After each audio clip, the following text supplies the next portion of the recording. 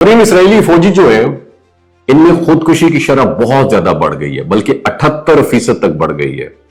दुनिया की ताकतवर तरीन अफवाज में शुमार होने वाली इजरायली डिफेंस फोर्स, जिसे आईडीएफ कहते हैं, इनके अंदर एक निहायत तशवीशनाक और अफसोसनाक ट्रेंड तेजी से बढ़ रहा है।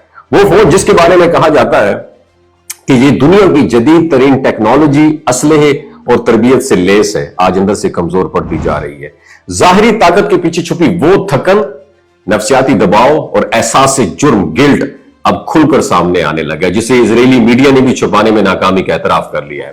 ताजा रिपोर्ट्स के मुताबिक जनवरी 2024 से लेकर जुलाई 2025 के दौरान इजरायली फौज के 279 से ज्यादा एहलकारों ने सुसाइड कर ली है, जो पिछले तमाम रिकॉर्ड्स तोड़ने वाली खतरनाक तादाद है। ये facts and figure Israeli parliament के रिसर्च एंड इंफॉर्मेशन सेंटर की जानब से जारी की गई है, जिसके मुताबिक तकरीबन 18 माह के अरसे में सुसाइड करने वाले फौजियों की शरह में दुगना इजाफा हुआ है। और रिपोर्ट्स में यह बताया गया है कि इनमें तकरीबन 78% फौजी वो थे जो बराह रास्त गजा में जारी जंग में शरीक थे। ये वही फौजी हैं जो रोजाना इंसानी अलमियों के मनाजिर देखते हैं, जहां इमारतें मलबे में बदल चुकी हैं, बच्चों की लाशें उठाई जा रही हैं और बेगुनाह शहरी अपनी जानें बचाने के लिए भागते हैं।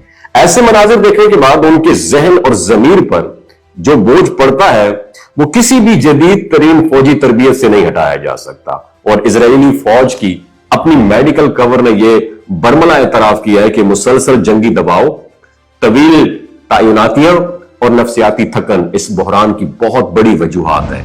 रिपोर्ट में एक और हैरानकुन बात भी ये सामने आई है कि 2017 से 2022 तक सुसाइड की शरह सिर्फ 42% थी, मगर गजा जंग के बाद यह शरह 78% तक जा पहुंची है। इसका मतलब यह है कि गजा के मैदान जंग ने इजरायली फौज के जो हौसले हैं वो तोड़ के रख दिए हैं।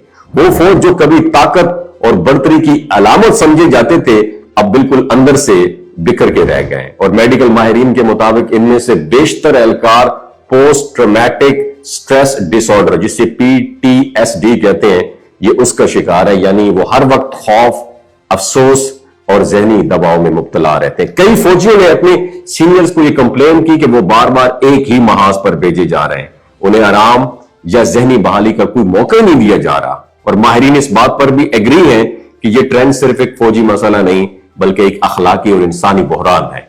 जब कोई इंसान जुल्म के ऐसे मनाजिर बराह रास्त देख लेता है, उसका हिस्सा बनता है, तो वो खुद उसके जमीर को झंझोड़ते रहते हैं, तो आखिरकार अपने अंदर की जंग हार जाता है। और यह रिपोर्ट इजराइल के उस चेहरे को बेनकाब करता है जो आमतौर पर दुनिया के सामने नहीं लाया जाता। एक ऐसी फौज जो बाहर से मजबूत है मगर अंदर से खौफ, पछतावे और मेंटल डिस्ट्रैक्शन का शिकार है, दुनिया के लिए एक लम्हा फिक्रिया है कि जंग सिर्फ तबाही नहीं लाती, बल्कि वो उन लोगों को भी खोखला कर देती है जो खुद को फातेह समझते हैं।